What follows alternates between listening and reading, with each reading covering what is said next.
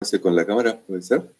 Rocío, Pablo, Porto, pónganse con cámara. Así yo puedo ver mínimamente los rostros, digamos.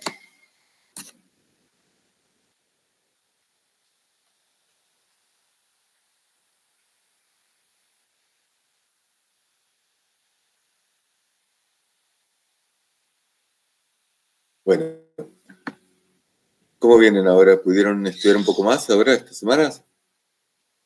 ¿Me metieron pata? Bueno, vamos a hacer así. Tenemos más o menos 1 hora y media. Yo tengo hasta las 6. Si les cuento, les voy contando, ustedes pueden interrumpir y preguntar. Que sí, es que les propongo que no escriban porque yo voy a estar mirando el parcial y así no me pierdo. Me agarran el micrófono y chau. Acuérdense que están silenciados los que están silenciados y les cuento a ver un poquito los contenidos del parcial. El parcial empieza, a ver, por ejemplo,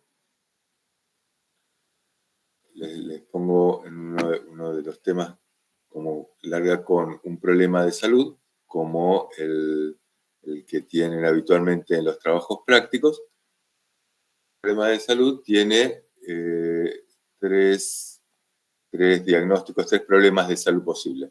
Es un señor de 67 años que es traumatólogo, que consulta, que ahí puede tener algunos de los problemas de salud como tienen ustedes habitualmente en el trabajo práctico. Entonces, tiene una presión arterial de tanto, toma diclofenac, le duele tal parte o no, puede tener asma o puede tener EPOC, tiene mezclados los problemas de salud. Entonces, yo lo que les planteo es lo mismo que hacen en el trabajo práctico. Empieza el algoritmo de terapéutica razonada.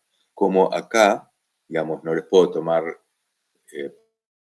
tema del algoritmo de terapéutica razonada, porque es enorme, les voy planteando como pasó en el parcial anterior, que creo que hicimos una cosa así con osteoporosis, tenía osteoporosis y fumaba, acá más o menos lo mismo.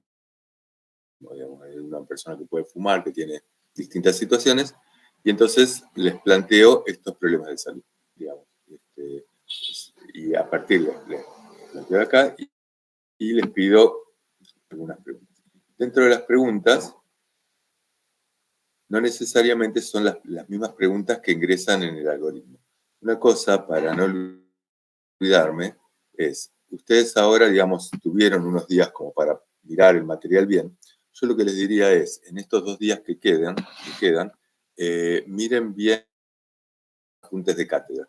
Hay mucho material que sacan de ahí. Entonces, miren apuntes de cátedra de hipertensión, de asma, de POC, de AINES. Miren los datos de ahí. Eso por un lado. Y el otro lugar de donde pueden sacar bien, revisar bien, son los trabajos prácticos. Porque hay ejercicios que se parecen mucho a los trabajos prácticos. Prácticamente tomo algún problema del trabajo práctico de cinética y le cambio alguna cosa, pero es el mismo ejercicio, para no hacérsela muy complicado. En vez de un doble como un 1, en vez de un 3, una cosa así, ¿se entiende? Entonces, mirando bien los trabajos prácticos y los apuntes de cátedra en este último momento, en estos 2 días que le quedan para la recta final, yo les diría que hacen un buen recupero de información. Entonces, ahí puedo preguntarles, por ejemplo, cuestiones, porque nosotros lo que pretendemos es que ustedes no se conviertan simplemente en repetidores. Por eso vieron cuando yo doy la clase de hipertensión o cuando escribimos el apunte, cuando escribo yo los apuntes de introductorios, les pongo, bueno, la presión arterial se considera esto a partir de estos valores acá en Argentina, pero en Estados Unidos pasó esto con tal estudio. Y a partir de este estudio, ¿se acuerdan esto? Cuando lo dábamos en el seminario. Entonces podemos hacer preguntas que no necesariamente sean las de terapéutica razonada, no necesariamente es, che, ¿qué es la presión arterial? Sino que les puedo preguntar cómo se considera acá la presión arterial, qué pasa en Estados Unidos, o el EPOC, o cuestiones así, qué pasa con la osteoporosis, pero cosas que hayamos dado o que hayan sido dadas así claramente para poder comparar un poquito, que no sea una repetición del consenso. Eh,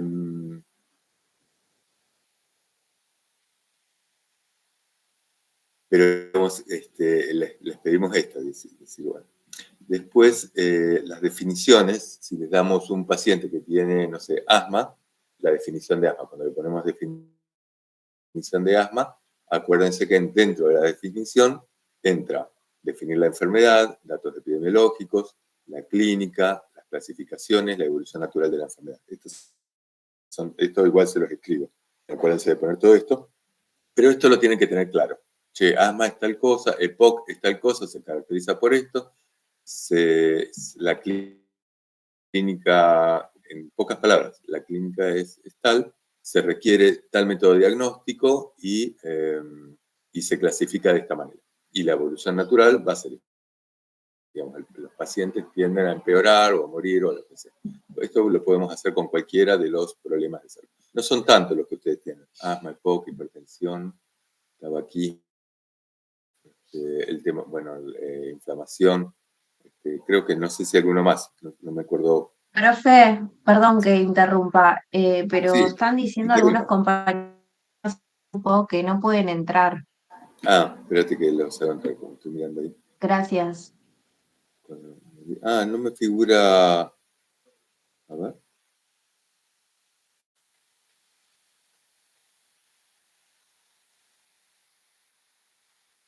Figura ninguna solicitud de entrada, ingreso.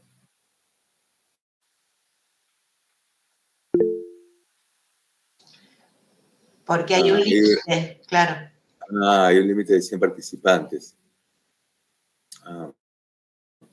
¿Alguno de ustedes está grabando en pantalla esto? ¿Tienen así? ¿Cómo pasarlo? No sé cómo hacer porque tenemos este límite. Después decirle que les pasamos esto. La verdad que no sé cómo hacer con el límite hoy. Digo, a menos que desarmemos la reunión y entramos por otra plataforma, pero ahí ya, si alguien quiere armarlo por ahí, pero me parece que está sencilla. ¿Lo hacemos así? ¿Lo pasamos así grabado?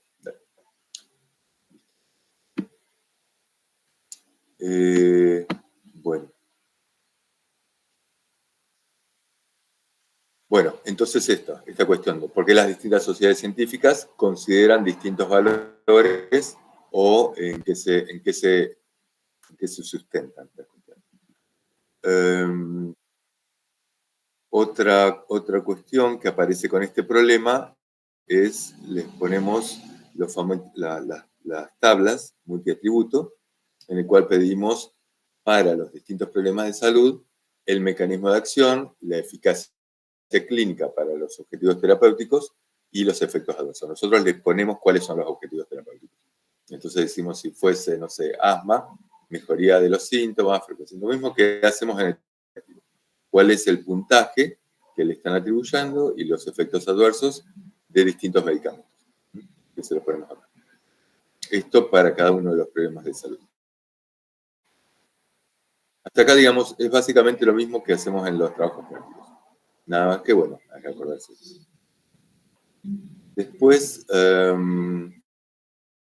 pedimos algún otro punto de la terapéutica razonada.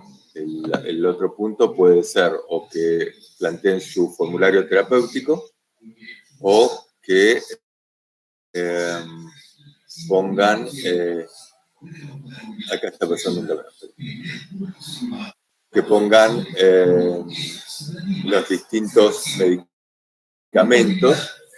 Carta Azul, efectivo, más rápido y más fácil.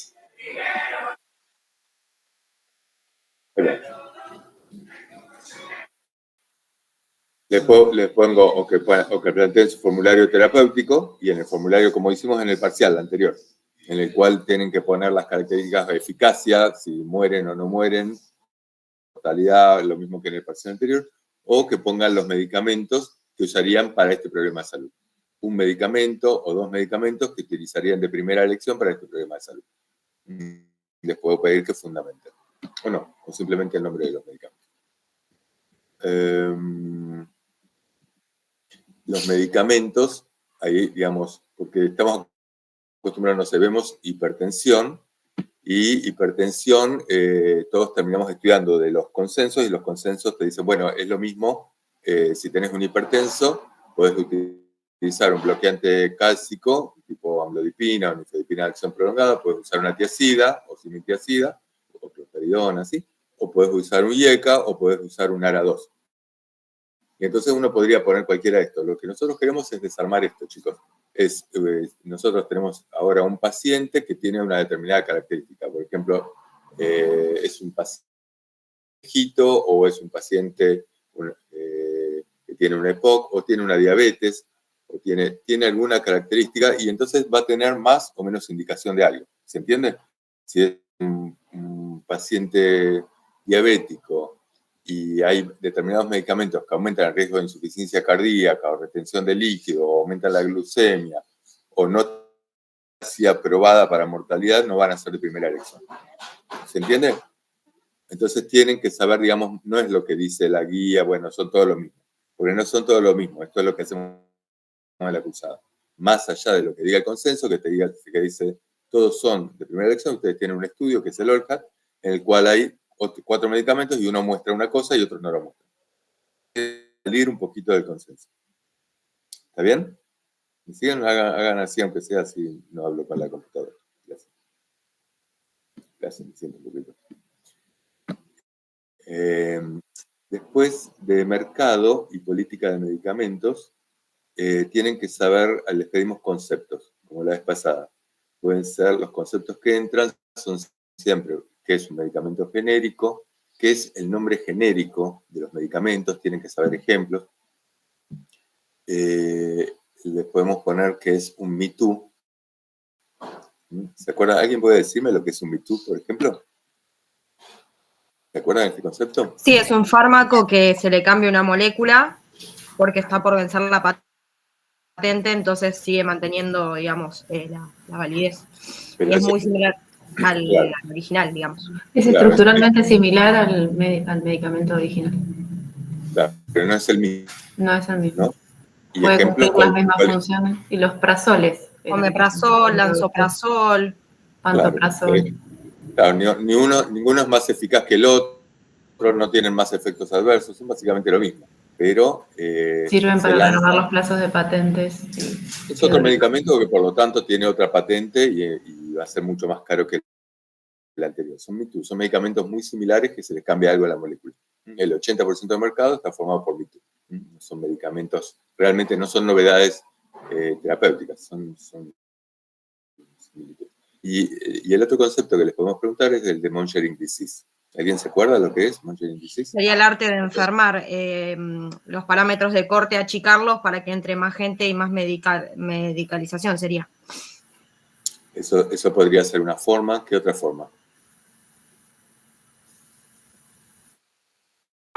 Es cuando se patologizan cosas de la vida normal. Por ejemplo, patologizar, por ejemplo, ¿qué cosa? Y el parto es el ejemplo que más se da. O el envejecimiento, sí. O la calvicie, por ejemplo. No, pero por ejemplo, a ver, la diabetes es una enfermedad que tiene consecuencias. Las personas diabéticas tienen 11 veces más riesgo de morir. El déficit de testosterona por envejecimiento, digamos, por el proceso fisiológico. Podría ser, agarrar, decir, bueno, hay algo que se descubre, un parámetro bioquímico, lo que sea, que se toma como si fuera una enfermedad y se convierte en algo grave, o la calvicie, acá como decía Gonzalo. El parto no sé si habéis dicho vos. ¿El parto? Sí, pero la mala costumbre de SIM y de todas las materias con las que venimos, de como que se patologiza algo que es fisiológico y natural como el parto, hablando de la vida cotidiana y todo eso. Claro, pero no digamos, para fármaco. Claro, porque ¿cuál sería el medicamento que se pone en el parto que lo patologiza? Lo que sí es cierto es que, por ejemplo, muchos partos se hacen por cesárea en forma absolutamente innecesaria, y esto es una medicalización, digamos, una utilización de un proceso natural. Esto podría ser, pero, no sé, convertir situaciones que son normales o que entran dentro de la normalidad en situaciones patológicas, convertirlas, empeorarlas, modificar escalas de valores continuos. Esto es lo que estamos viendo todo el tiempo con la hipertensión, ahora lo van a ver con diabetes, con decir, bueno, de este valor y cada vez son valores más bajos. Antes se consideraba una persona hipertensa con tal valor, después con un valor más bajo, con un valor más bajo. Y se pretende valores más bajos, requieren más medicamentos, todos estamos enfermos. ¿Se entiende? Esto, digamos. Y con este concepto está ligado a lo que llamamos prevención cuaternaria. ¿Alguien se acuerda de lo que es prevención cuaternaria? Evitar la iatrogenia sería. Evitar la iatrogenia, ¿de qué manera? Evitando, por ejemplo, estudios innecesarios o, por ejemplo, mamografías, estudios que no se necesitan. Claro. Okay. ¿Algún otro ejemplo de prevención cuaternaria? Prevención cuaternaria es eso. Es evitar estudios innecesarios, evitar ¿El sobrediagnóstico? Evitar el sobrediagnóstico. Pedir laboratorios innecesariamente. 1 de cada 10 laboratorios da falsos positivos. ¿Dónde laboratorios estamos patologizando? Bien. Pasamos a fuentes de información y lectura crítica. Ahí, digamos, entran los que son la lectura, que es los de riesgo relativo, riesgo absoluto, que indica una P. Si una P, esto leyendo los apuntes de cátedra, con esto también, digamos. Básicamente ahí tienen la mayor parte de esto. Les pedimos alguna característica de alguna de fuentes primarias o de algún tipo de estudio, ¿no? Un estudio de corte transversal, para qué sirve, algún problema, algún sesgo que tenga un tipo de estudio, por qué se fundamenta que un ensayo clínico, cómo se fundamenta que un ensayo clínico tenga mayor nivel de evidencia que un estudio de cohortes, un estudio observacional, y si siempre es así. ¿No? Esto, miren bien el apunte, me parece que está bastante bien. No sé. ¿Se lo acuerdan? ¿Lo han mirado? Está claro, ¿no? Está más o menos claro. Es cuestión de repasar bien ahí. CNT, que es lo que pueden mirar con el riesgo relativo. ¿Qué significa ese riesgo relativo? En los conceptos de variable subrogada. ¿Alguien me puede decir qué es una variable subrogada?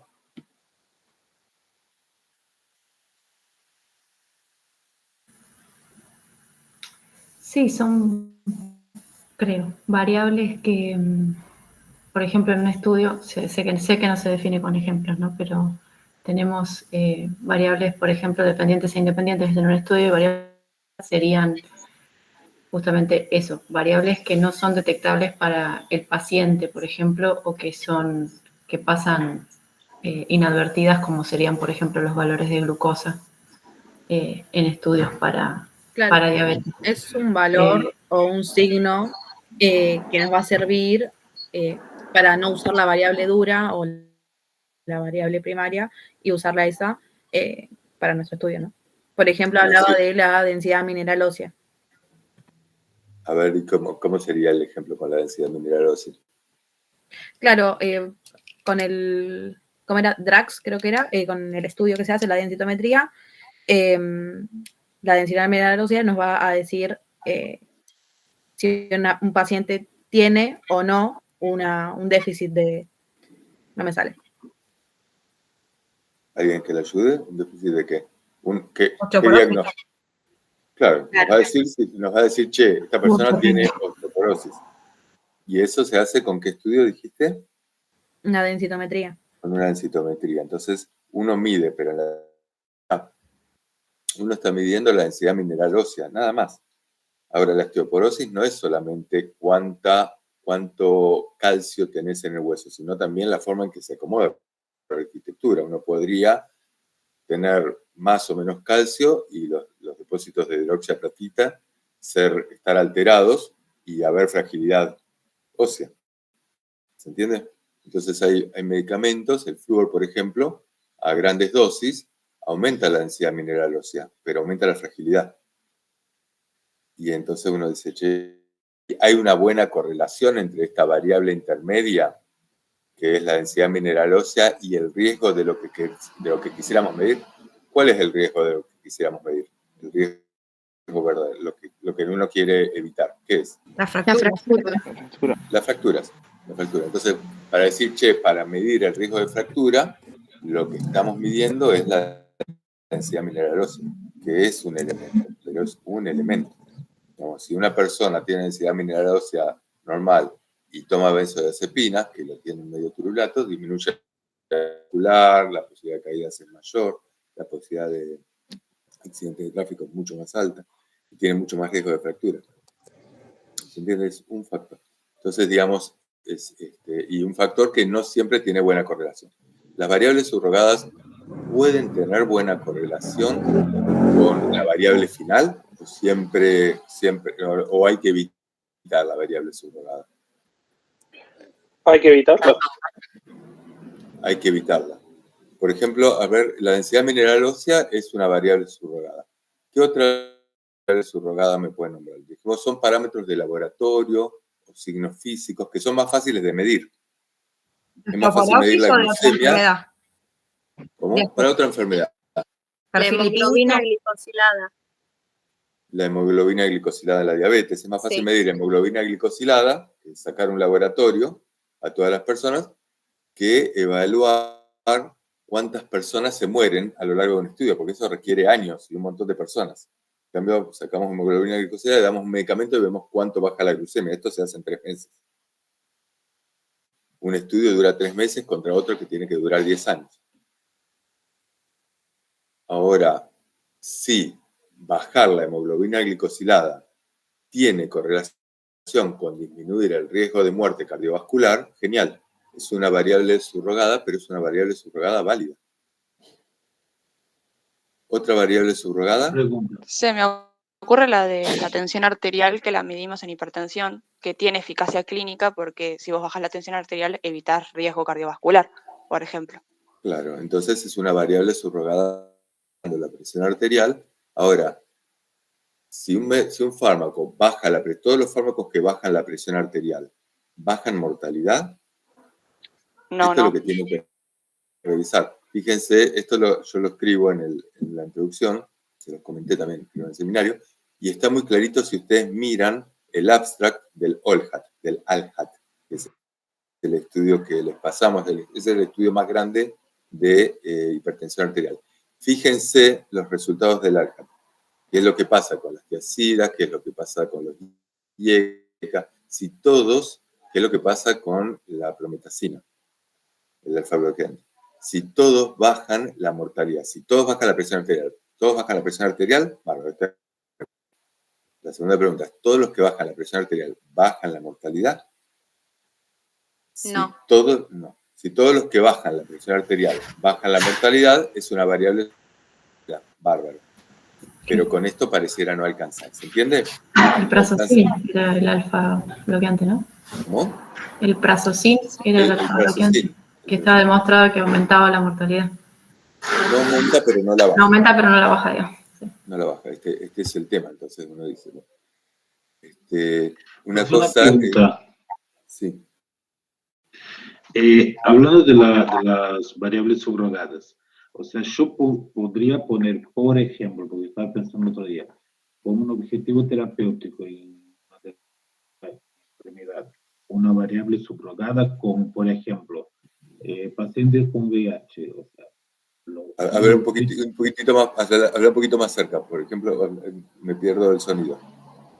Porque, por ejemplo, un paciente con VIH, uno de los puntos principales de ese paciente es mantener una carga viral indetectable y CD4 aumentado, o sea, normales. Y eso yo podría poner como un objetivo terapéutico. Sí, porque es algo que tiene buena correlación. Si vos mantenés una carga viral baja, tiene buena correlación con mortalidad. Las personas que mantienen carga viral baja, que es una variable, vos no necesitas demostrar que ese medicamento disminuye la mortalidad en pacientes con SIDA o con HIV. Porque hay una buena correlación, pero lo que primero tuvieron que demostrar es que hay correlación entre la carga viral y el riesgo de infecciones, el riesgo de muerte. Claro. Si eso está bien demostrado, uno puede usar esa variable subrogada para un estudio. Decir, che, este medicamento me baja bien la carga viral. ¿Entendés? Bien. Sí. Ahora, si hay una buena correlación entre la variable subrogada y la que realmente importa, la que modifica la calidad de vida del paciente o la sobrevida, entonces esta variable sirve. Como hipertensión. Decimos, che, fíjense en el apunte de cátedra con hipertensión que hablamos, lo planteamos, qué pasa como variable subrogada. ¿Cuál es el límite en que sirve? Bueno, en el seminario yo se lo planteé también. Una cosa para no olvidarme, cuando les pido las tablas de medicamentos, no necesariamente son los medicamentos eficaces. Ojo que en hipertensión nosotros decimos, bueno, hay 4 medicamentos eficaces, porque esto es lo que muestra el ORCAD y todos nos quedamos o los consensos, y todos nos quedamos con estos 4 medicamentos. Pero en las tablas, nosotros les pedimos que comparen medicamentos que no necesariamente son los de primera línea. Ponemos el Prazosin, el beta bloqueante, el bloqueante cálcico dihidropiridínico, el bloqueante cálcico no dihidropiridínico, y le decimos, che, ¿cuál es el mecanismo de acción? ¿Cuál es la eficacia? ¿Y cuáles son los efectos adversos? No necesariamente va a ser YECARA2, etc. ¿Entienden? Miren los demás, porque ustedes tienen que poder fundamentar por qué no se usa el que no se usa. Y eso es porque tiene mayores efectos adversos o porque no tiene eficacia para lo que quieren que tenga. ¿Se entiende? Lo planteamos siempre, porque siempre insistimos con esto para poder de alguna manera interiorizar, que miramos siempre esto, eficacia y seguridad, conveniencia y costo. Conveniencia y costo no le ponemos tanta energía para no cargarlos tantos, pero eficacia y seguridad en este momento de la cruzada sí. De dinamia, una cosa que básicamente tienen que saber es lo que les pedimos en el parcial anterior, que es los receptores, segundos mensajeros, efecto. Esto hay que manejarlo muy bien. Y receptor, si tiene afinidad, que es un agonista, un antagonista, etc. Lo que en este parcial le ponemos el esquema de alguno de los músculos, músculo liso o músculo cardíaco o músculo estriado. Así que le pedimos esto, cuál es el receptor y los mensajeros. Esto se lo pedimos que lo hagan ustedes. Alguno de los 3 tienen que escribir ahí. Y luego entramos con curvas graduales y cuantales. Con las curvas graduales, y el ejercicio es el mismo que en el parcial anterior. Les ponemos una curva gradual o una curva cuantal y les ponemos verdadero o falso. Acuérdense bien, la vez pasada tomamos curvas graduales. A medida que aumenta la concentración de un fármaco o la dosis de un fármaco, aumenta un determinado efecto. Y esto se puede ver, digamos, de distintas maneras, pero puede ser también con una curva sigmoidea. En este caso va a ser una curva semilogarítmica.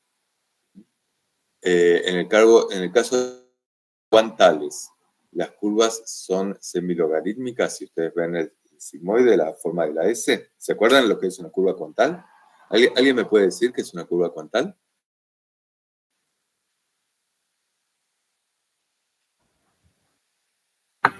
Las curvas cuantales van a ver en la población, no como en las graduales que eran en un organismo vivo o en una única, o en un órgano, a qué concentración plasmática reaccionan o hace efecto los diversos fármacos.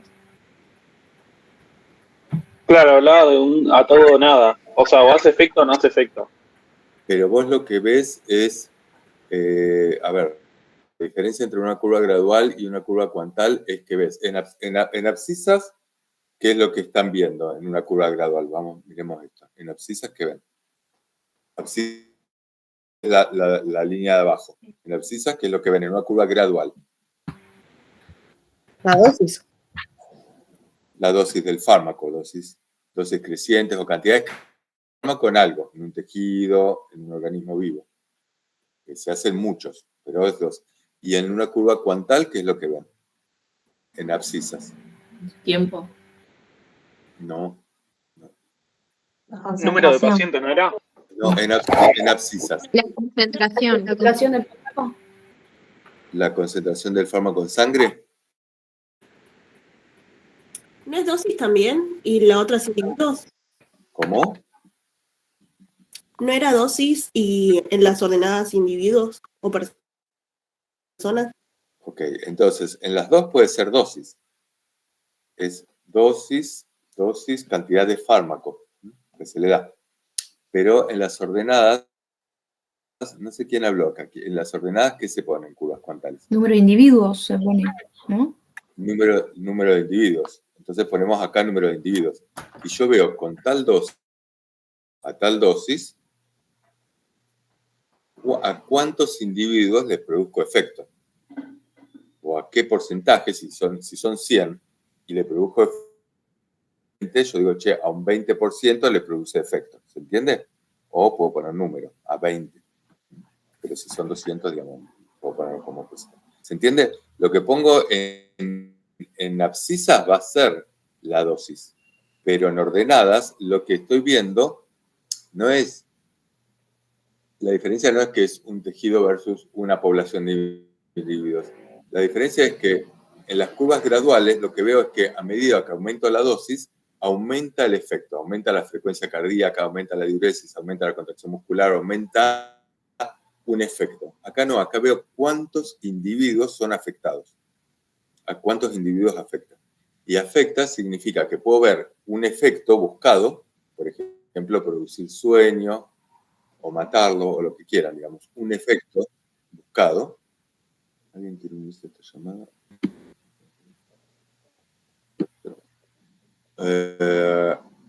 Pero también, a determinadas dosis, los fármacos, matarlo porque matarlo va a confundir, pero el efecto buscado puede ser, por ejemplo, bajar la glucemia, pero yo defino bajar la glucemia hasta cuánto. Si baja la glucemia tanto, digo que produjo efecto. ¿Se entiende? ¿Ustedes de dónde estuvieron mirando curvas cuantales cuando estudiaron? ¿De dónde lo estudiaron? ¿Se acuerdan? Del seminario. Seminarios de años pasados. Y del Goodman. De Goodman. ¿El seminario quién lo dio? Este año lo dio Ariel. Sí, Ariel Bar. Y el año pasado, cuando dicen lo tienen también grabado. Bueno, fíjense bien curvas cuantales seguro que van a entrar. Pero tienen que aprender a interpretar la curva, chicos. No, el problema que tienen es, hacen el dibujito, le ponen el dibujito así y no entienden lo que están mirando. Y el verdadero falso es para ver si tienen comprensión de lo que están mirando.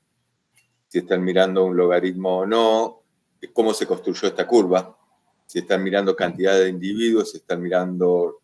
y después también, que es un índice terapéutico, que es un índice terapéutico 50, un índice terapéutico 99, que es el margen de seguridad.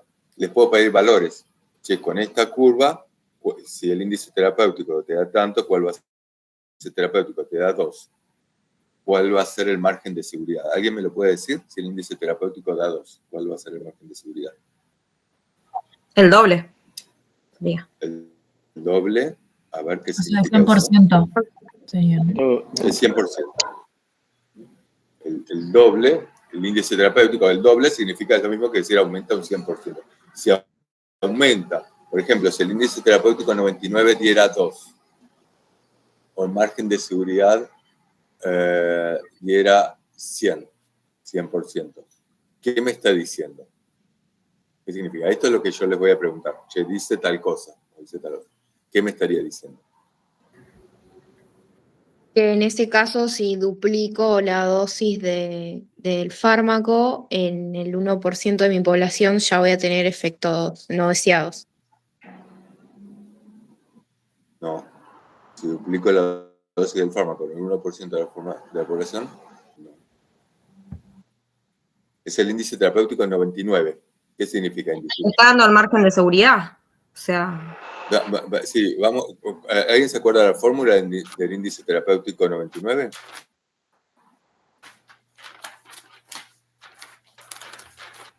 Era índice de dosis Tocado sobre dosis efectiva 99 sería. Bien. ¿Qué significa dosis tóxica 1? Es la dosis que voy a tener. Perdón, ¿no se me escucha? Sí, se escucha, pero no sé quién está hablando. Si se pueden poner en cámara, mejor. Sí, estoy en cámara. Ah, acá, perdón. Se me aventó. No sé, hablando, dale. Sería la dosis tóxica 1, es la dosis en la que una persona de 100, o la primera persona, se ve afectada por efectos adversos, digamos. Empieza a reflejar efectos adversos. Bien, o sea, si tomamos una población de 100, la dosis tóxica 1 significa que la dosis tóxica 5, ¿qué significa? 5 personas tienen efectos adversos. O esa dosis es tóxica para 5 personas. Claro. Entonces yo estoy mirando la dosis tóxica que va a producir efectos adversos, pongamos vómitos, persona. Eso es lo que. Y la dosis efectiva 99, ¿qué significa? La dosis efectiva para 99 personas sin efecto adverso. No, sin efecto adverso no. La dosis efectiva para 99 personas. Punto.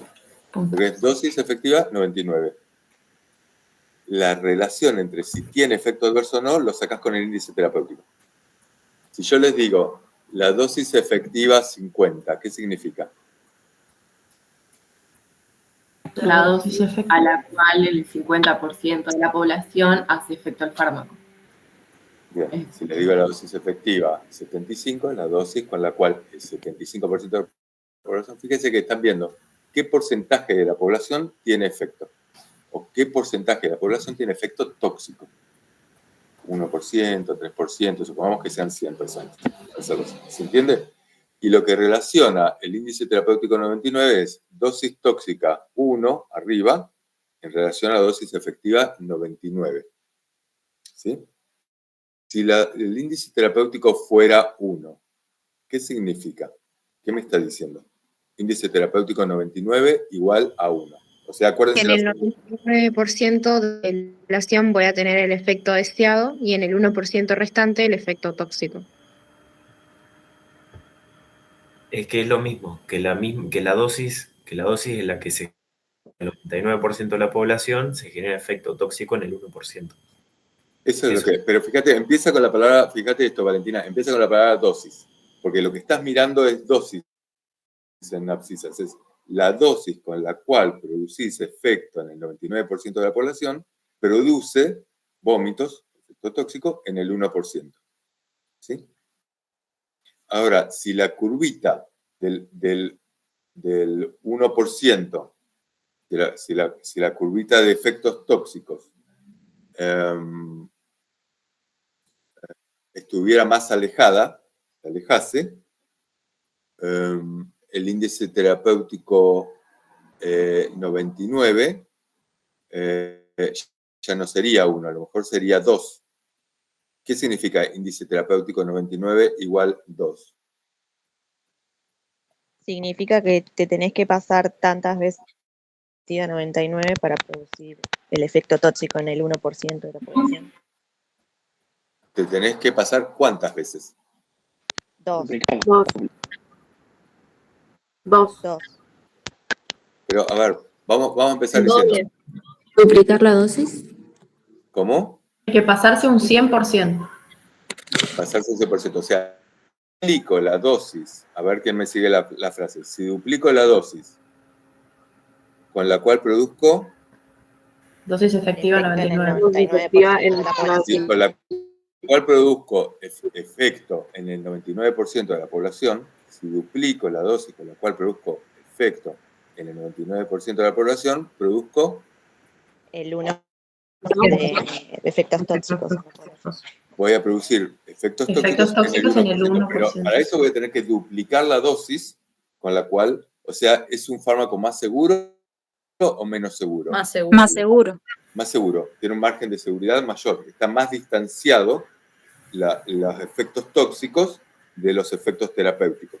Eso es un índice terapéutico 99 de 3, significa que si triplico la dosis con la cual produzco efecto en el 99% de la población, producir efectos tóxicos en el 1%, que es lo mismo que decir lo aumento un 300%.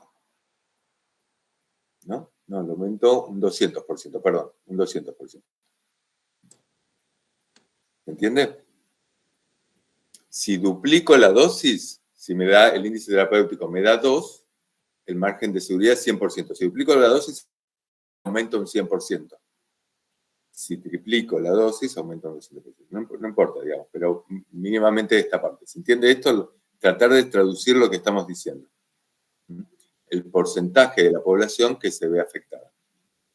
Si, y si dijera, si yo podría tomar esta relación con un índice terapéutico 50. No, porque se usan en distintos momentos de las... Se usan en etapa preclínica. Claro, se usan en etapa preclínica. También el índice terapéutico 99 se saca en etapas preclínicas. Quiero ver la relación entre dosis efectivas y dosis tóxicas. Porque el intervalo... Perdón. Sí. El intervalo terapéutico 50 vos lo vas a utilizar, no lo vas a querer utilizar en ese momento porque en realidad vos querés producir el efecto beneficioso en la gran mayoría de la población que vas a estudiar y la menor cantidad de efecto adverso. Por eso es que utilizas el índice terapéutico 99. Pero dependía qué efecto estabas mirando, porque si estás viendo un fármaco oncológico que te va a salvar la vida, pero que le va a dar a la mitad de las personas náuseas y vómitos, lo tomás igual. O sea, dependía qué efecto y para qué y comparado con qué lo usabas. Claro, yo digo, con el mismo gráfico con el cual puedo sacar el índice terapéutico 99, ¿yo podría usar las mismas curvas para sacar el índice terapéutico 50? Sí. A ver, ¿y qué significa? Dígame qué significa índice terapéutico 50. Empieza siempre que le producís el efecto a la... No empieza que le producís el efecto. La dosis con la que llega al efecto buscado en el 50% de la población, de la muestra. Es la dosis. La dosis con la que llegas. ¿Cuánto tenés que aumentar la dosis efectiva 50 para generar el efecto tóxico? Es cuánto tenés que aumentar o disminuir la dosis que produce efecto en el de la población para producir el efecto tóxico en el 50% de la población. El 50%. Está correlacionando la dosis con la cual se produce efecto, eficacia, tiene eficacia, efecto buscado en el 50% de la población, con la dosis con la cual produce efecto tóxico en el 50% de la población. Lo cual, digamos, está bueno. Puedo correlacionar esto. Lo que pasa es que el índice terapéutico 99 es como más sensible. No busco efecto tóxico en el 50%, busco efecto tóxico en el 1%, ya es mucho más sensible. ¿Se entiende? Muchas veces los medicamentos, cuando llegan al mercado o cuando nos lo venden, te dice, che, tiene un índice terapéutico 50 de 20. Y está buenísimo, quiere decir que hay que aumentar 20 veces la dosis con la cual producís efecto en el 50% de la población pero uno podría producir, ¿y cuál es el índice? Podría preguntar cuál es el índice terapéutico 99. Quiero tóxico, es la muerte. Yo con que si le doy a 100 personas este fármaco y uno se va a morir y no me sirve. ¿Se entiende esto? Por más que el índice terapéutico 50 sea 20, porque podría ser una S muy acostada, muy alargadita y me da un índice terapéutico 50 muy alargado. ¿Se entiende esto? Que es el índice, repásenlo, mírenlo. El problema acá es que hay que pensarlo, que es un índice terapéutico 50, 99. Vamos a poner entonces curvas cuantales como para que repasen. Profe, el índice terapéutico 50 se utiliza en etapas preclínicas, ¿no? Sí, el 99 también. ¿No? O sea, vos para poder sacar un fármaco al mercado tenés que tener una idea del nivel de exposición que tiene la población. ¿No? Entonces, hay medicamentos que se retiran, por ejemplo, los medicamentos para la obesidad, que ustedes están viendo ahora, ¿no? O la semana que viene. Creo que tuvieron el seminario de obesidad ahora, ¿puede ser? ¿Hoy? Este viernes. El viernes pasado lo tuvimos. El viernes pasado. Hay muchos medicamentos, tipo semaglutide, medicamentos para la obesidad que eran eficaces para bajar de peso, disminuían un 5, un 10% del peso corporal, pero el perfil de efectos adversos era muy alto, con un índice terapéutico bajo, y entonces salían al mercado, a veces llegan a salir al mercado, pero se tienen que retirar porque realmente se ve que tienen una cantidad de efectos adversos en un porcentaje de la población muy alto, y esos efectos adversos son inaceptables. Fíjense, por ejemplo, en estos fármacos, los análogos GLP-1, el efecto adverso más frecuente son las náuseas y vómitos, y lo sufre un 50% de la población. Quiere decir que el 50% de la población que lo toma para bajar de peso, son eficaces. Pero la gente va a tener náuseas o vómitos, pero es aceptable, digamos. Ahora, si el efecto adverso fuese cáncer, cosa que está en discusión, ya no es aceptable. ¿Se entiende? También hay que ver cuál es el efecto adverso. Y esto que estamos diciendo es muy aplicable. Fíjense, con los fármacos nuevos que aparecen todo el tiempo, los de la obesidad aparecieron hace 2 años, no existía. Y semaglutide salió el año pasado, hace 2, 3 años. ¿Se entiende esto? No estamos hablando de cosas que van a ser ajenas a nuestra práctica. Bueno, mirar bien esto, curvas cuantales, repasen curvas graduales, qué es lo que se ve, si se ve eficacia, si se ve potencia, ¿qué importancia tiene la potencia ahí? Si es ¿La potencia es un criterio de selección de medicamentos? No. No, la potencia no es un criterio de selección de medicamentos. ¿Por qué no? Porque eso es algo de las farmacéuticas, cuánta dosis le ponen a cada medicamento. ¿Qué es la potencia entonces? Si tuvieran que describir la potencia. Es la dosis a la cual se obtiene el 50% de la eficacia farmacológica de un fármaco. Pero se habla en términos de dosis. De la eficacia, bien, de la eficacia farmacológica, ¿no? No la eficacia clínica. Bárbaro. Entonces No. es eso, con el 50% de efectos se produce, ahí sacamos la potencia. Es lo que se llama el KD, no les voy a complicar, pero la constante de disociación. Entonces lo único que nos importa, digamos, es si eso le importa al fabricante, si tiene que ponerle 50 miligramos o 500 miligramos dentro de un comprimido. A nosotros no nos importa, no es un criterio de selección. Pero muchas veces permiten esta cuestión, este fármaco es más potente, por lo tanto es mejor. Esto no es un criterio de selección para nosotros. Después entramos a farmacocinética. Farmacocinética les damos un problema. En el problema yo lo que busco es alguno de los parámetros farmacocinéticos, ver si lo entienden o no. Y les hacemos algunas preguntas. Entonces, por ejemplo, les decimos que tiene un volumen de distribución de tanto, que se administra a tal ritmo de infusión, que logra concentraciones estacionarias al cabo de tanto tiempo. Y les pregunto, esto creo, no me acuerdo, pero me parece que lo saqué directamente del trabajo práctico. Entonces, les pregunto cuál es el volumen de distribución que alcanza en esta persona. ¿Se entiende que una cosa es decir, che, el volumen de distribución de un fármaco, ¿alguien me recuerda qué es volumen de distribución? Antes de seguir ahí. A ver, Elaine, tenés apagado el micrófono, si quieres decirlo.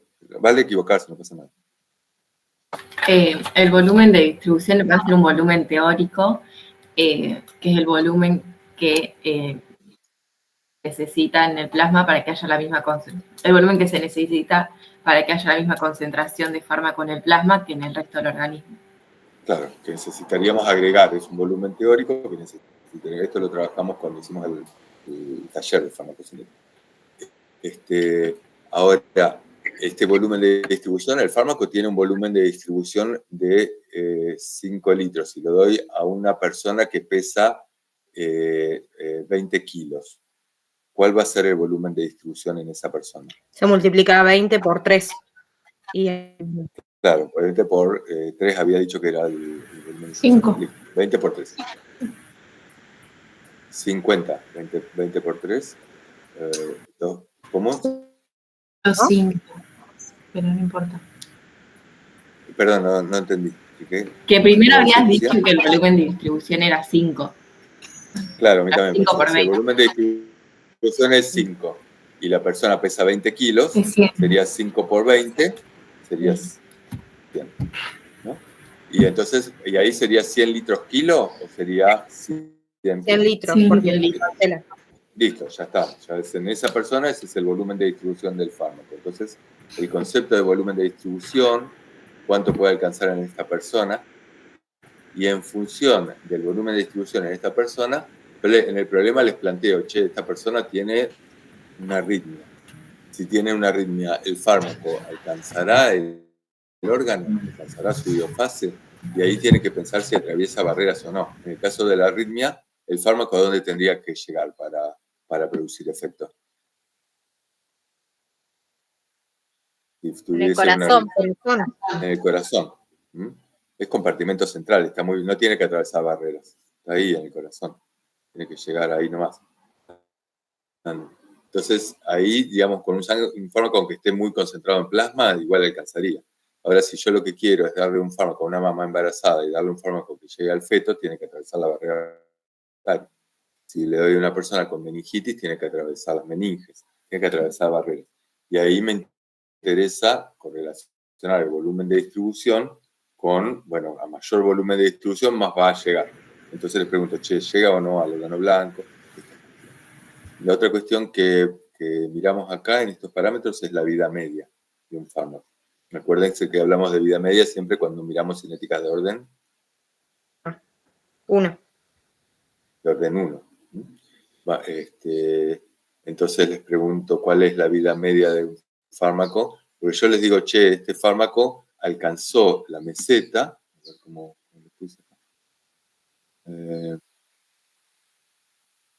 Se administra por infusión, a tal ritmo, logra concentraciones estacionarias al cabo de tanto tiempo. Y entonces, la pregunta es,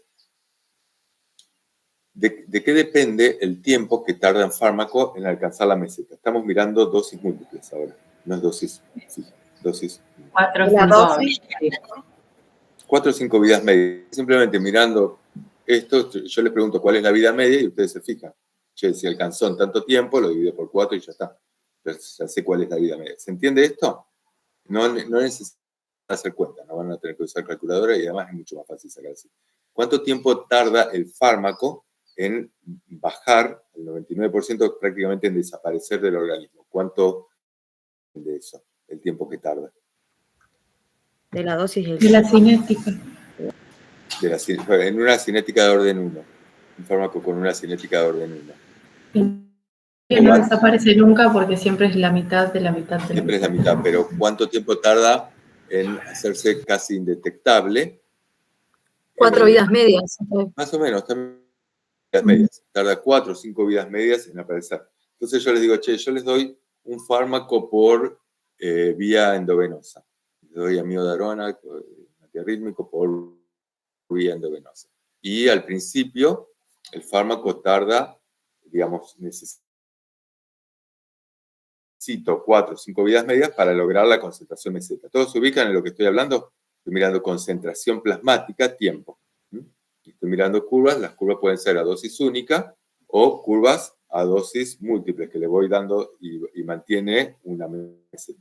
Entonces, las preguntas tienen que ver con cuánto tiempo tarda en alcanzar la meseta, cuánto tiempo tarda en desaparecer el fármaco del organismo. Siempre son 4 o 5 vidas medias en los dos casos.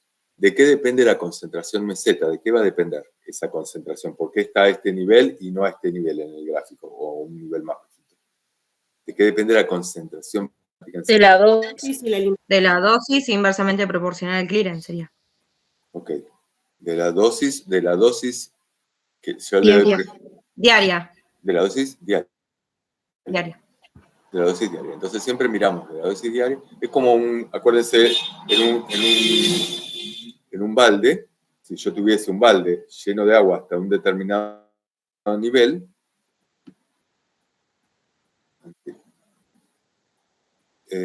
si yo tuviese un balde a un determinado nivel y tiene una pérdida, depende cuánto gotea adentro del balde y cuánto se pierde. Eso depende del nivel de agua en el balde. Lo mismo pasa con la concentración plasmática. La dosis, pero la dosis diaria y cuánto se pierde. ¿Está bien? Profe, en 2 minutos se corta, 3. Ok, acá yo no me acuerdo si la vez pasada lo intentamos y no pudimos volver a entrar al mismo coso, ¿no? Creo que no. Bueno, ahí les paso otro. Ahora les paso, se corta y les paso otro. ¿Se entiende esto? Si yo les digo, les estoy dando un fármaco por vía oral y tarda 8 horas en alcanzar la meseta. Es la vida media. 2 2 horas. Si les digo, el fármaco se lo paso a vía endovenosa. ¿La vida media cambia? No. No, el tiempo de vida media depende de la dosis diaria y del clearance. Ahora, si se los doy por vía endovenosa y le pongo una dosis mayor, ¿el tiempo de alcanzar la meseta va a ser más rápido o va a ser lo mismo? Va a ser la misma. Igual. Le doy una dosis mucho más alta. No, Sería una dosis de carga. No, te va a Es una cambiar el dosis de nivel carga. de la meseta, pero te va a llegar a la meseta en el mismo tiempo, 4 vidas medias. No. Aunque el número de la vida media puede ser, pero que siguen siendo 4 o 5 vidas medias, pero puede ser que varíe la vida media, o sea, en vez de 2 horas, sea más tiempo. No, la vida media del fármaco va a ser fija, va a ser la misma. Lo que La pasa es que dosis si yo le doy una dosis mayor, muy alta, no importa, por vía oral, por ejemplo, yo tengo un fármaco que tarda 8 horas en alcanzar la meseta. Y yo necesito que la alcance ahora porque está convulsivando. Le podría dar una dosis muy alta por vía oral o directamente por vía endovenosa para meterlo en sangre, pero pongamos por vía oral, pero le doy una dosis muy alta y eso se llama dosis de carga. ¿Qué es la dosis de carga? Es una dosis muy alta que justamente lo hago para evitar el tiempo que tarda en alcanzar la meseta. Claro. El fármaco va a tener la misma vida media, pero le di al principio una dosis muy alta. ¿Y cómo calculo la dosis de carga? En base a la concentración plasmática objetivo, el volumen de distribución y la... A ver si me funciona.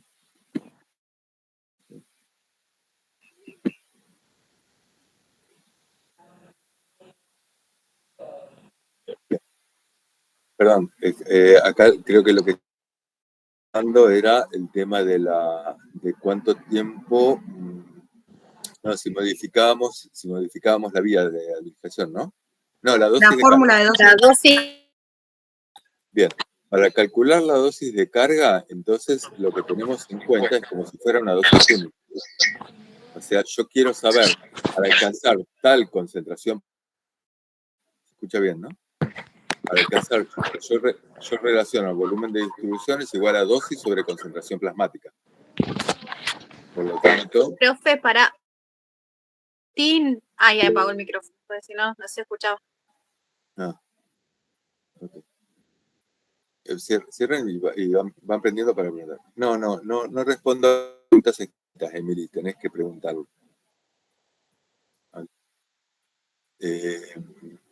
Entonces, la dosis de carga de esta manera, ¿está bien?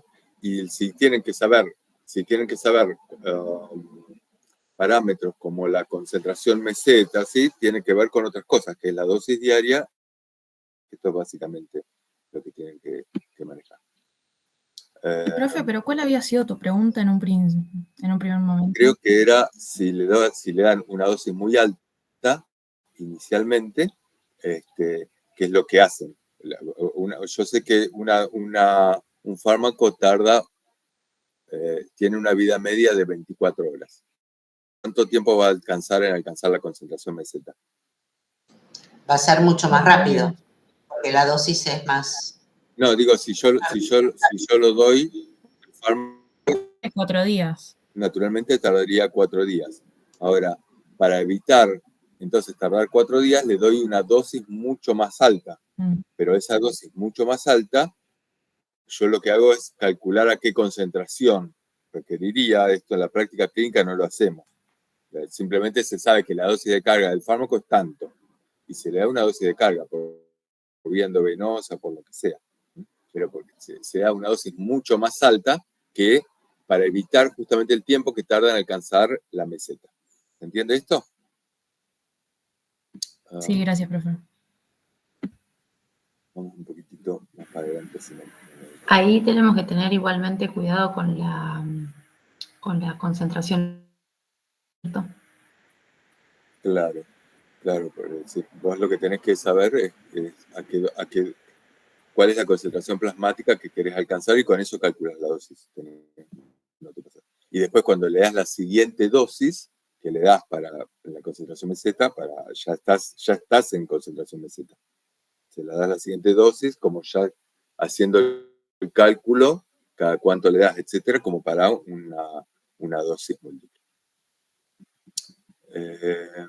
Después preguntamos algunas cuestiones para priorización hepática. ¿Cuáles son los mecanismos de eliminación renal? ¿Con qué cinética ocurren? Algunas preguntas sobre difusión simple, ¿de qué dependen? ¿De qué depende la difusión simple? ¿De por qué está determinada? Por la ley de Fick.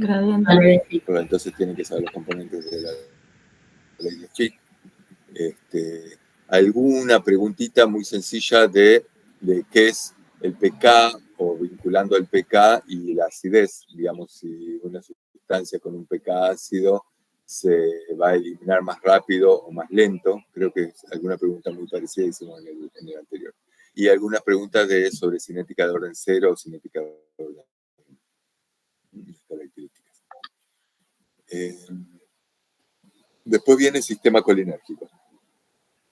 El sistema colinérgico, básicamente, ahí les presentamos un caso, tienen que saber los síntomas.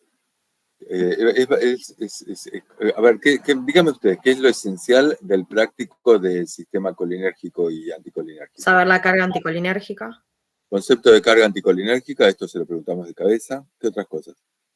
Polimedicación. No. Sí, pues, está vinculado con la polimedicación, pero ¿por qué? ¿Qué vínculo tiene el tema de colinérgico con la polimedicación? Que un paciente que está polimedicado puede tener una carga colinérgica alta y dar síntomas que pueden parecer patológicos, pero en realidad son efectos adversos de los fármacos. Y ese es el tercer punto que les podemos preguntar, ¿cuáles son los efectos adversos? ¿Cuáles a nivel central y periférico? Y tienen que saber nombres de los fármacos, ya a esta altura, porque no es lo mismo, sobre eso en el práctico también figura esto, nombres de fármacos, porque uno puede darle un fármaco buscando un efecto anticolinérgico, la buscapina, el metilbromuro de diosina, pero puede darle un fármaco con efecto anticolinérgico que, no sé, un antidepresivo tricíclico, yo no le estoy buscando el efecto anticolinérgico, pero también es un antagonista colinérgico y tiene efecto anticolinérgico. Entonces se suma la carga anticolinérgica. Entonces esos son los conceptos. Fíjense que estoy mirando simplemente esto. Son los conceptos grandes del práctico de colinérgico, anticolinérgico. Después viene el tema de AINES y corticoides.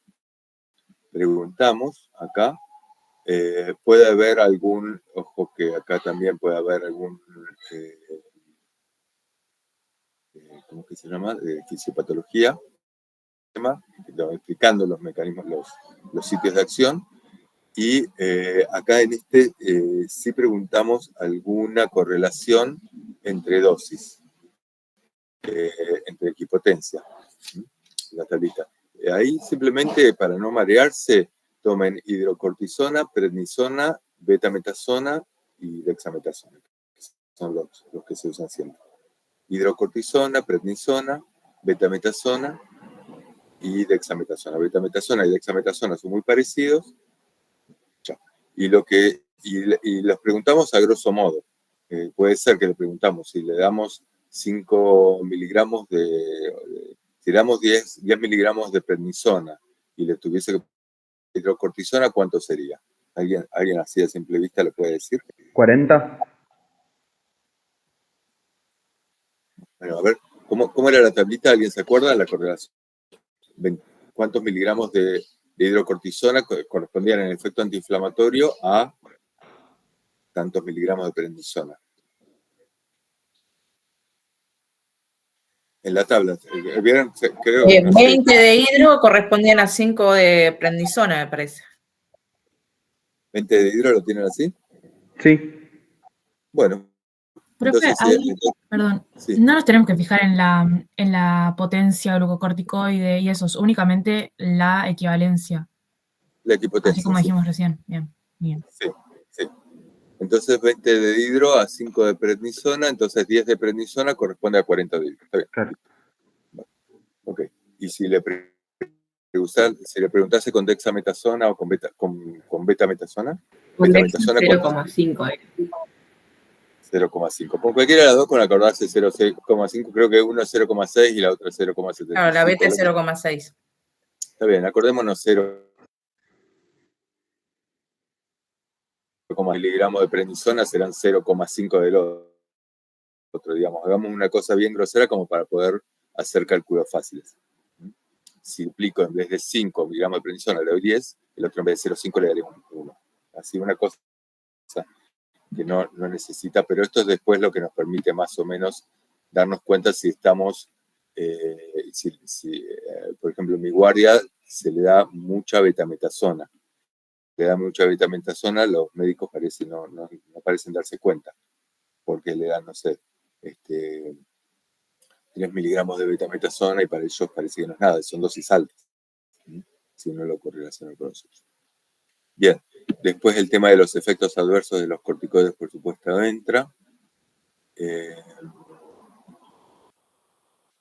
El riesgo de muerte, ¿en qué casos ocurre esto?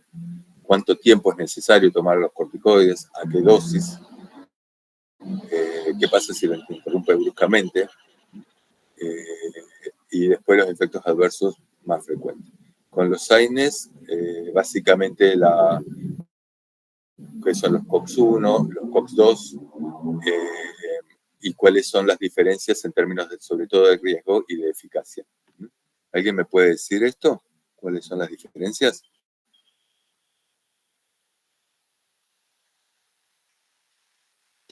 Sí, los AINES clásicos, al no ser selectivos, actúan tanto uno como sobre COX-2, los inhiben, entonces tienen una mayor cantidad de efectos adversos a nivel gastrointestinal, como a grosso modo, aunque también puede tener otros.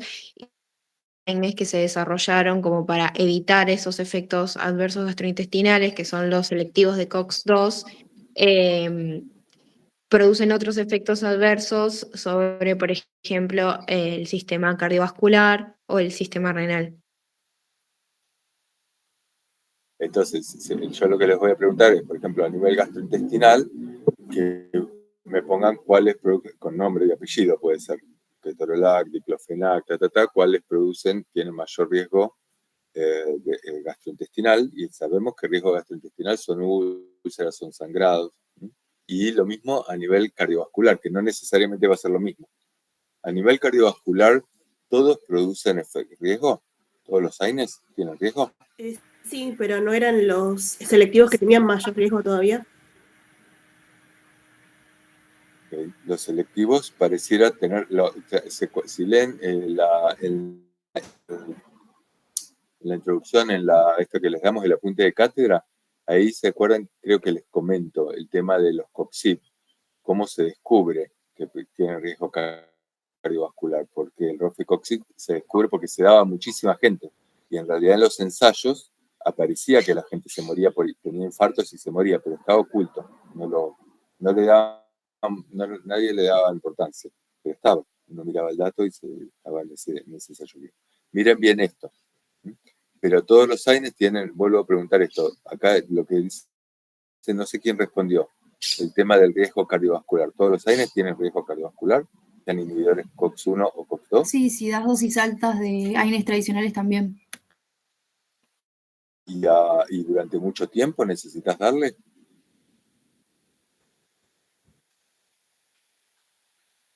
Revisen esto. No, se dice que Demostró los que periodos... Me quedo de la libre. semana a los 30 días al mes es cuando aparecen los episodios. Pasando ese tiempo, los estudios no demostraron que hubiera riesgo. A ver, de nuevo, lo que estás mirando es a cuánto tiempo aparecen los episodios, Claro. o durante cuánto tiempo le estás dando el fármaco. Cuando aparecen los episodios, que tiene más riesgo de aparecer entre la semana hasta los 30 días, pasando los 30 días el riesgo disminuye. Pero en realidad lo que De estás 8 mirando a es 20 durante días. cuánto tiempo toma el fármaco. La De pregunta que 8 se a hace ese trabajo de la British Medical es, che, si vos tomás ibuprofeno una semana, ibuprofeno un gramo cada 8 horas, ¿tenés riesgo cardiovascular? Sí. Y lo tomás durante una semana. Sí. Estás mirando durante cuánto tiempo tomás el fármaco, no si a la semana te aparece el infarto. ¿Estás mirando? ¿Entendés eso? Sí. Entonces, esa es la pregunta que se hace ese trabajo, que es muy interesante, porque lo que está mirando es, y con una semana ya aparentemente se duplica el riesgo cardiovascular, el riesgo de infarto, y aumenta el riesgo de insuficiencia cardíaca, de infarto y de muerte. Y todos tomamos ibuprofeno con mucha alegría. Y eso es algo medible, o sea, que aparezca en un trabajo de investigación quiere decir que es algo que ya modificó bastante el riesgo de muerte o de infarto. Imagínense que nosotros podríamos tomar a dosis menores y esto no está evaluado en trabajo. Si queremos que tomando ibuprofeno 10 días, normalmente todos le damos a las personas ibuprofeno 10 días sin ningún problema. Pero a dosis medianamente altas, el ibuprofeno pareciera duplicar el riesgo de infarto, aunque sea 7 días. Ya con poquitos días. Ibuprofeno, diclofenac, naproxeno, ¿qué es lo que pasa con naproxeno? Que es el AINE que tiene menor riesgo cardiovascular demostrado de todos los demás. Bien. Eso aparecía así en un metaanálisis, pero actualmente, ¿se acuerdan? Fíjense bien fíjense bien la introducción, el apunte de cátedra. Y miren bien esto. Riesgo cardiovascular, ¿qué es lo que pasa con naproxeno, con diclofenac, con celecoxib, con etoricoxib? O sea, si los COX-2 tienen más o menos riesgo que el resto, o igual, o todos tienen riesgo, ¿qué es lo que pasa con eficacia y qué es lo que pasa con el riesgo gastrointestinal? El riesgo renal no está tan evaluado. Aparentemente todos tendrían riesgo renal también, pero no tenemos parámetros de comparación tan claros como para decir, che, es lo mismo. ¿Entiendes esto? Yo te iba a preguntar justo eso, porque cuando nosotros en nuestro grupo hicimos lo que teníamos, de renal no encontramos de casi ninguno, o sea, lo pusimos como signo de pregunta porque no lo encontramos, no había como evidencia en cuanto a ese objetivo. Claro. Calculo que Exacto. Yo cuando... no lo van a preguntar o si... Sí, lo podemos preguntar. Si no va, no significa que no lo podemos preguntar. La respuesta no se sabe. Una cosa es no hay evidencia y otra es no hay evidencia para comparar riesgo renal entre países. ¿Por qué? Porque no aparecen los trabajos, por lo menos que les hemos pasado. Nosotros no les pedimos y no aparecen todas dentro de la bibliografía que les pasamos, de alguna manera estamos ahí, y hay alguna evidencia de que un AINE es peor que el otro en términos renales. Porque podría ser que tenga la misma correlación que con lo digestivo o con lo cardiovascular, pero no lo sabemos. Sabemos que los AINES, de alguna manera, al inhibir las prostaglandinas, hace que la arteriola aferente se disminuya el volumen de sangre que entra y tiene más riesgo de insuficiencia renal. O sea, tiene mayor riesgo de insuficiencia renal aguda y crónica. Pero no sabemos tanto sobre uno en relación al otro. En cambio, con lo cardiovascular ya se sabe. Pero esto hace 10 años atrás no lo estaríamos discutiendo, no sabía. ¿Se entiende? Miren bien esto, la correlación entre riesgos. Perdón, ¿puedes decir que el Leupilac también a dosis bajas es el que menor riesgo tiene de cardiovascular? Yo entendí el Leupilac y el naproxeno eran los dos. O el naproxeno menos todavía. El naproxeno es como más Porque cuando vos ves, creo que yo les puse los dos metaanálisis. Uno más viejo, que era muy interesante, creo que es el que dice la Umbrella, no me acuerdo bien qué les puse, pero en los metaanálisis más viejos, el naproxeno aparecía como de menos riesgo cardiovascular, pero en los más nuevitos ya se pone muy en... Pareciera que más o menos lo mismo. O sea, el concepto que tenemos que tener hoy es, en realidad todos tienen riesgo cardiovascular alto. Y antes se decía, che, los COXIB, los inhibidores COXIB eran muy altos y los otros no, pero ahora pareciera que todos. Todos, digamos, miren bien esto a ver si podemos comparar un poquito. Y ibuprofeno depende de la dosis. A dosis baja es una cosa, pero por encima de tal dosis, fíjense qué dosis, ya el riesgo cardiovascular es evidente. Lo mismo pasa con todos los AINES. Todos los riesgos son dosis dependientes. Dosis y tiempo dependiente. Fíjense también cuáles son las flag red, las banderas rojas. Banderas rojas. ¿Alguien sabe decirme cuáles son las banderas rojas? ¿Qué significa este término? ¿Serían las contraindicaciones? O sea, Que pueden generar mayores efectos gastrointestinales, por ejemplo, más de 65 años, que tenga más de un AINE, o que tenga antecedente de úlcera gástrica o hemorragia digestiva. Claro, eso es eso. No es las contraindicaciones, sino, che, si esta persona está tomando más de un AINE o está tomando corticoides, son las banderas rojas para lo gastrointestinal. Le llaman así, banderas rojas. Entonces, che, si está tomando anticoagulantes y toma un AINE y probablemente tenga sangrado o si es viejito. Acuérdense que los viejitos metabolizan a velocidad a la mitad de la metabolización de una persona joven. La metabolización es mucho más lenta y por lo tanto, si el clearance o la metabolización es más lenta, la eliminación de fármacos más lenta, las concentraciones plasmáticas siempre son superiores. Y entonces el riesgo de efectos adversos en fármacos cuyo margen de seguridad no es tan alto va a ser mucho mayor. Acá el índice terapéutico para un AINE es bastante bajo. Entonces, a dosis, lo que me está diciendo con esto es, o el margen de seguridad es bastante bajo. Lo que me está diciendo es, con dosis con las cuales logro el efecto buscado, analgesia o antiinflamación, ya logro en un porcentaje importante de pacientes infartos o sangrados gástricos. Eso es lo que me está diciendo el índice terapéutico margen de seguridad. Digamos, para empezar a hablar ya con los conceptos. ¿Se entiende? Creo que es todo. Eso es el... ¿Qué dosis? ¿Qué pasa con dosis en corticoides? Dosis inmunosupresoras y dosis antiinflamatorias. ¿Tienen alguna idea de cuándo estamos hablando dosis inmunosupresoras? ¿Qué son las dosis inmunosupresoras?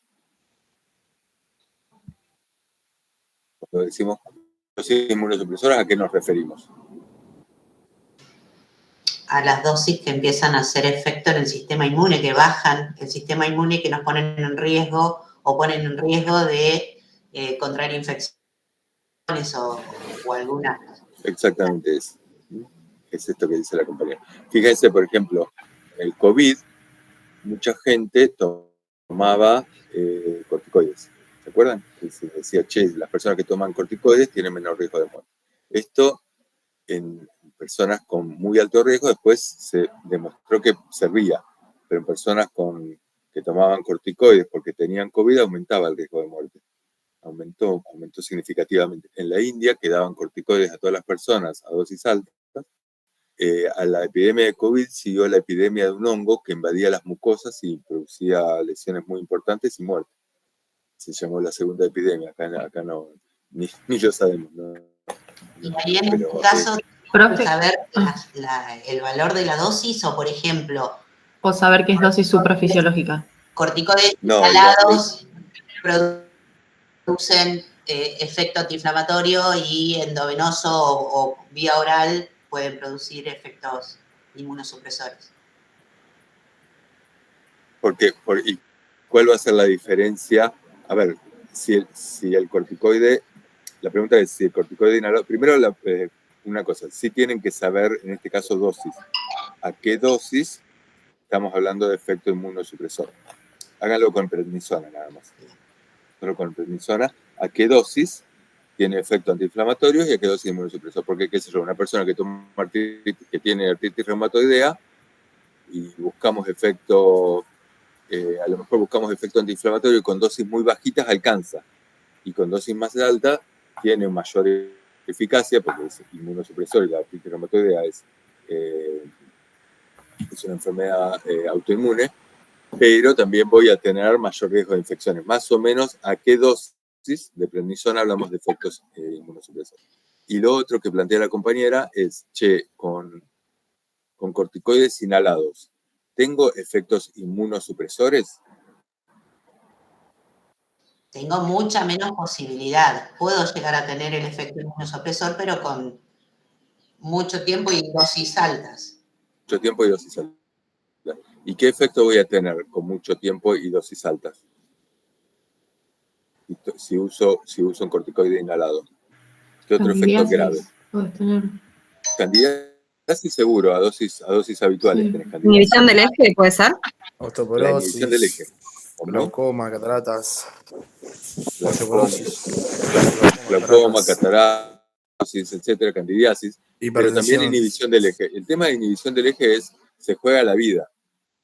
Entonces, en general, lo que pasa es que con corticoides inhalados, la concentración, como pasan a sangre en cantidades mucho más pequeñas que por vía oral, porque ya, digamos, con cantidades muy pequeñas alcanzan su biofase, porque lo estamos dando inhalado, ya alcanzan los alvéolos, entonces no se dan dosis tan altas, ¿no? Cuando explicamos acá. No llegan a sangre en dosis más altas. Es el mismo corticoide, nada más que la concentración plasmática que logra es menor.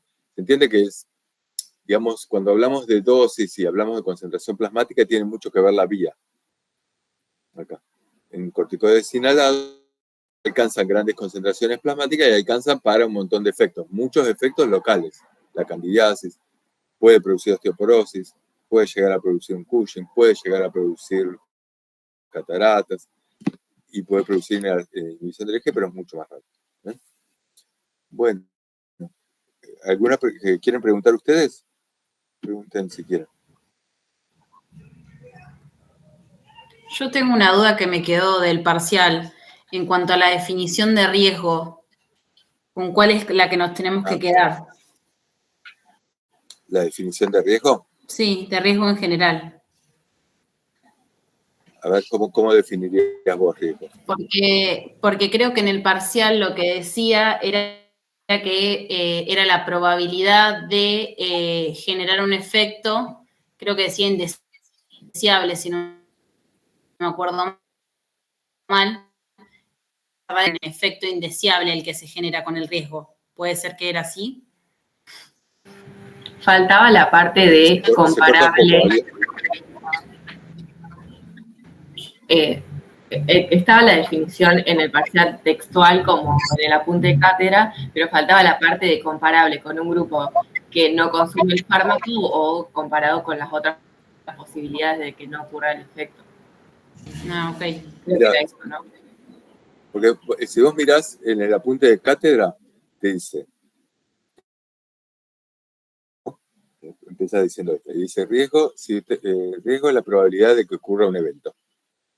Un evento que puede ser no deseable o deseable, es la probabilidad de que ocurra un evento. Responde la mayoría de la gente. Entonces ahí en el apunte mismo yo le digo, párense acá, piénsenlo. Y le digo, a ver, esto, escríbanlo. Y entonces la mayoría escribe, riesgo es la probabilidad de que ocurra un evento. Y abajo yo digo, riesgo no es la probabilidad de que ocurra un evento. Riesgo es la probabilidad de que ocurra un evento en relación al total de probabilidades. Y ahí a lo que es un riesgo absoluto, que es en un grupo, comparás con el total de probabilidades, o sea, cuántas personas hay en ese grupo. El riesgo de que ocurra un infarto va a ser de 10 en relación a las 100 personas que hay en el grupo. Si en el grupo hay... ¿Se entiende esto? Esto miren bien porque en el apunte está clarito. El apunte está claro esto. El riesgo no es la probabilidad de que ocurra un evento, porque si no, no se entiende lo que es un riesgo absoluto y entonces no pueden entender lo que es un riesgo relativo, que compara dos riesgos absolutos. Mirá bien el apunte, miralo y desglosalo, pensalo despacito. Pero esto que les pongo ahí, por eso les digo, miren bien los apuntes de cátedra, hay mucha cosa que se puede sacar de ahí. Y ya está, digamos. En este momento que les quedan poquitos días, revisen, pero pensándolo, porque yo lo que les pregunto es para pensarlo, no me interesa la misma bien. ¿Está bien? ¿Otra pregunta? ¿Alguna otra pregunta? En cuanto a relajantes musculares. No les pregunto relajantes musculares en esta ocasión. ¿Y osteoporosis?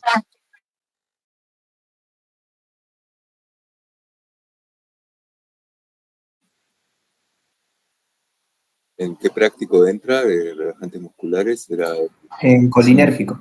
No es pregunta. ¿Qué cosa? ¿Qué otra cosa? ¿Dosis preguntaron? Osteoporosis. Osteoporosis. En esta ocasión no les pongo ejemplos de osteoporosis. En este parcial. Profe, ¿Posología? Al final sí. ¿Cómo? Posología tampoco. Bien, gracias. Dosis tienen que saber para estas situaciones que les digo. Por ejemplo, AINES tienen que saber el tema de, a partir de tal dosis, ibuprofeno es cardiolesivo. O sea, por ejemplo, corticoides, el tema de las dosis, porque tienen mucho que ver. Esto, el resto no nos importa tanto. Bueno, ¿alguna otra pregunta? Profe, ¿se sabe dónde va a ser? ¿En qué sede? Ya lo publicaron. Ya pusieron que era en el INE. Va a ser, sí, en el INE. Repartieron por aulas y todo. Una foto en el grupo, me parece. La subieron. Okay. Y esquema fisiopatológico de AINES dijiste que podría llegar a entrar, ¿no? Les pido el esquema. ¿Cuáles son los sitios de acción de los AINES y de los corticoides? Bien. O sea, en la vía del ácido araquidónico y donde interfieren y nada más. Con eso alcanza. Bien. Y Y lo las mismo con prostaglandinas corticoides. Sí, con corticoides también. Sí, no es un parcial muy enredado. Digamos, vamos atravesando muchos temas, pero al mismo tiempo evita que si no saben tema, digamos, tengan un gran agujero, como está distribuido los puntajes. Y va a volver a restar los falsos que estén mal. Sí, verdadero falso es si le ponen bien, tienen el punto, y si no, se resta medio punto. Esto sí, porque si no, digamos, juega mucho el tema del azar ahí. ¿Con el 60 sigue siendo la aprobación o se baja? Porque había mucho con eso. Con 60, esto es lo mismo Bien. que parece pasar.